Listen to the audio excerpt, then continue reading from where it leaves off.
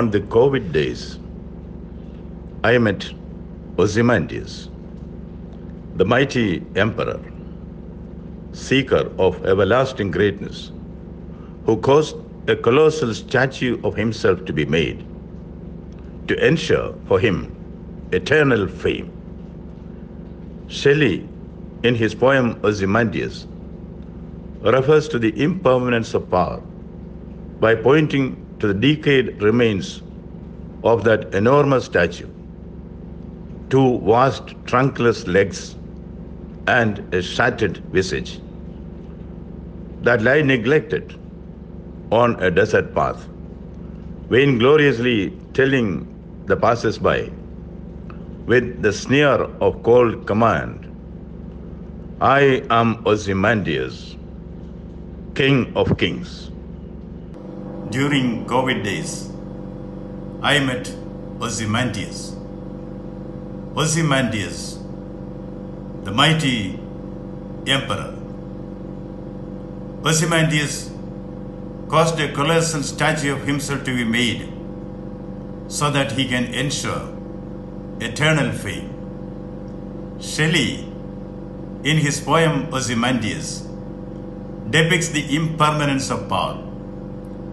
The broken statue of Ozymandias proclaims to the passers-by, "I am Ozymandias, King of Kings." Yesterday, I met Ozymandias in the secretariat, wearing disheveled clothes and holding an old diary in his hand. He was standing in a corner. Wasn't he a minister once? I asked my friend. Yes, he was. I invited him to my room, talked pleasantries, served him tea. He had come to inquire about some small matter. I called the officials concerned and gave him the information that he had sought. He thanked me profusely, in all humility, and left the room. Why should you show courtesy to such people? My friend who was in my room asked me. When he was in power, had he shown any courtesy to anyone? Had he shoved around a youngster who came to submit a petition?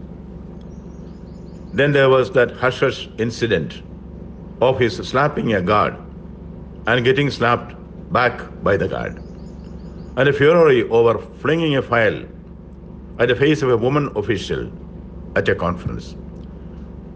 My friend was reading off his charge sheet against the former minister. Another officer who joined the discussion chose to react philosophically.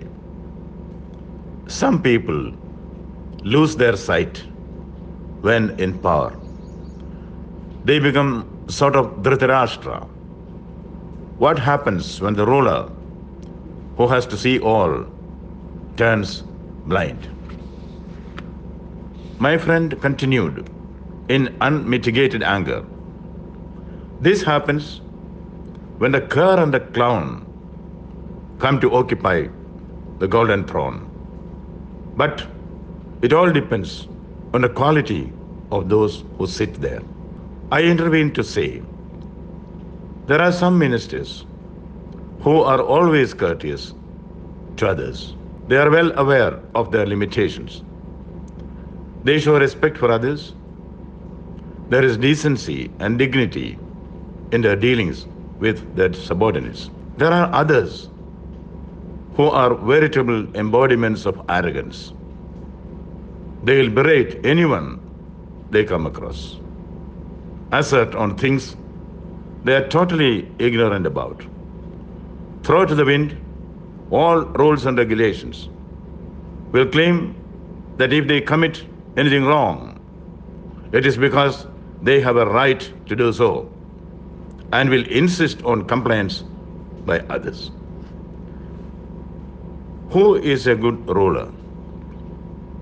Solomon was a good ruler. He never dismissed anyone or anything as insignificant.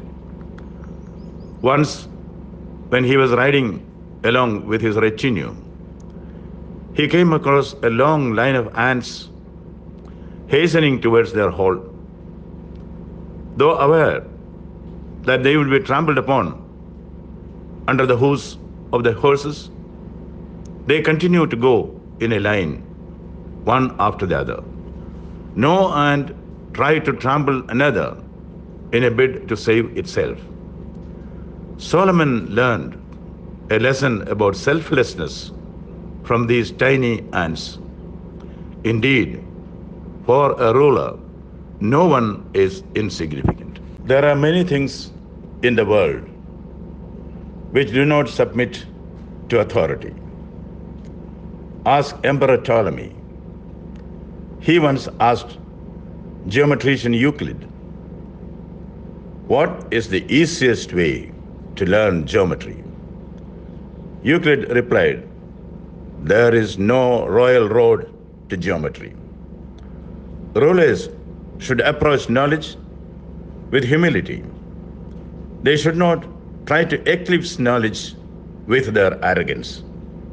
Is haughtiness a twin of power? If you think so, it is because you see many a haughty and arrogant ruler around you. Remember the values that one learns from childhood. If those values do not lose their sheen, power will not be corrupted by arrogance. You need not go far to seek examples. Remember Lal Bahadur Shastri, former Prime Minister of India, who was wedded to simplicity. He was an icon of simplicity. Power is psychotropic. Power is an intoxicant. Power is a hallucinant. It causes giddiness. Your feet may falter. You may fall down. Ozymandias has a message for us. Perhaps COVID has a stronger message.